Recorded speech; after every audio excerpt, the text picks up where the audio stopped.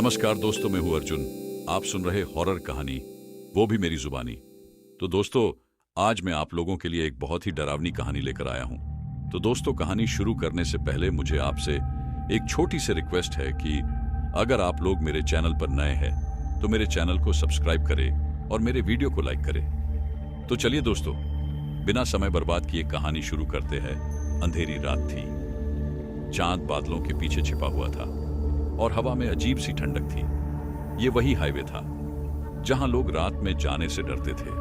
गांव के लोग कहते थे कि इस रास्ते पर एक सुंदर चुड़ैल की आत्मा का साया है जो हर रात राहगीरों का पीछा करती है।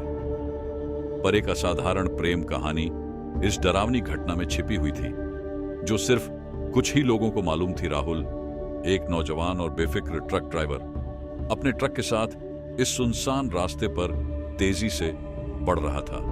उसने इन कहानियों को कभी गंभीरता से नहीं लिया था, लेकिन इस बार कुछ अलग था। जैसे ही वह इस रहस्यमयी जगह के करीब पहुंचा, एक तेज ठंडी हवा का झोंका उसके ट्रक में घुस आया। राहुल को एक पल के लिए महसूस हुआ कि जैसे कोई उसके करीब है, लेकिन उसने इसे नजरअंदाज किया और अपना ध्यान वापस सड़क पर लगाया।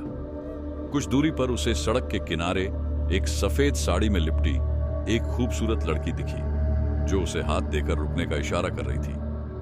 राहुल ने गाड़ी रोकी और खिड़की से झांक कर पूछा, इस वक्त यहां क्या कर रही हो? लड़की ने बिना कुछ कहे उसे एक रहस्यमयी मुस्कान दी और धीरे से बोली, क्या तुम मुझे थोड़ा आगे तक छोड़ दोगे? राहुल का दिल उसकी मुस्कान देखकर धड़कने लगा।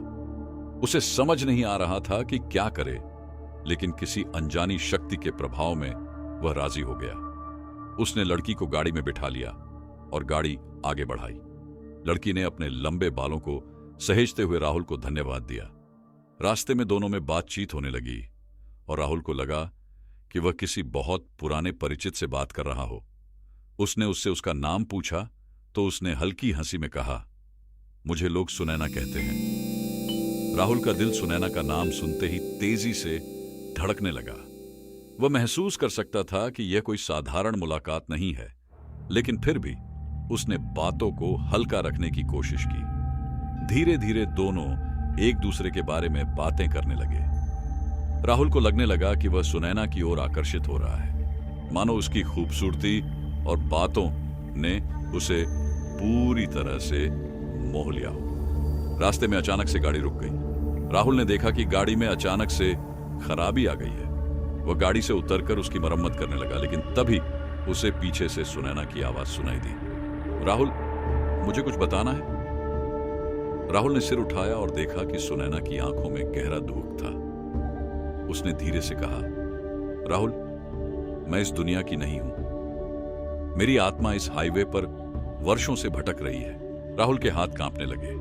उसे समझ में नहीं आ रहा था कि क्या करे। सुनैना ने आगे कहा, कई साल पहले मैं अपने प्रेमी के साथ भाग रही थी। हमें एक नए जीवन की तलाश थी, पर कुछ गुंडों ने हमारा रास्ता रोक लिया। उन्होंने मेरे प्रेमी को मार दिया और मुझे भी इस हाईवे पर छोड़ दिया।